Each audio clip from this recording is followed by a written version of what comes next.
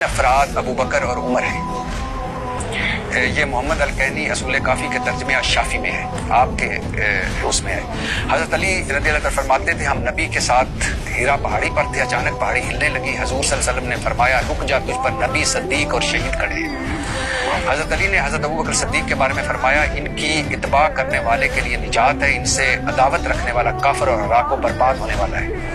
نواسخ تواریخ میں معروف یا مورخ احمد بن ابی یعقوب لکھتے ہیں حضرت ابن عباس سے یہ مروی ہے، رسول اللہ صلی اللہ علیہ وسلم حضرت علی کے چچیرے بھائی حضرت ابو بکر، یعنی یہ حضرت ابن عباس جو رسول اللہ صلی اللہ علیہ وسلم حضرت علی کے چچیرے بھائی تھے، حضرت ابو بکر تمام صحابہ میں تقوی اور طہارت میں برتر مقام کے حامل اور زاہد و پاکیزگی میں سب سے بلند تھے۔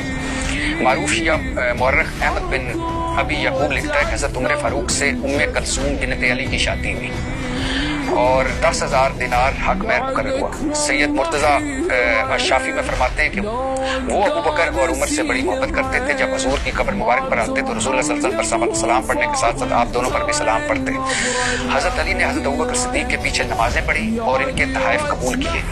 حضرت علی کے بیٹے کا نام عمر، حضرت حسن کے بیٹے کا نام عمر، حضرت زین العابدین نے اپنے بیٹے کا نام حسن رکھا۔ ابو سفیان اور رسول اللہ صلی اللہ علیہ وسلم کے چچا حضرت عباس کی دوستی کے چرچے رہے۔ رسول اللہ صلی اللہ علیہ وسلم کی 4 بیٹیوں میں سے 3 کی شادیاں بنو امیہ میں ہوئی۔ حضرت فاطمہ کے ساتھ رضی اللہ تعالیٰ عنہ کے ساتھ حضرت علی سے شادی رسول اللہ کے حکم پر گواہ بنے کون؟ حضرت ابو بکر صدیق۔ یہ ابو جعفر طوسی المالی طوسی جلد 1 میں۔ حضرت اسماء بنت امیس حضرت علی کے سگے بھائی حضرت جعفر بن ابی طالب کی زوجہ تھی، آپ کا انتقال ہوا تو حضرت ابو بکر صدیق سے شادی ہوئی۔ ایک بیٹا پیدا ہوا جس کا نام محمد تھا، جسے حضرت علی نے مصر کا نگران مقرر کیا۔ حضرت ابو بکر کی وفات کے بعد حضرت علی سے شادی ہوئی، بیٹا یحییٰ پیدا ہوا۔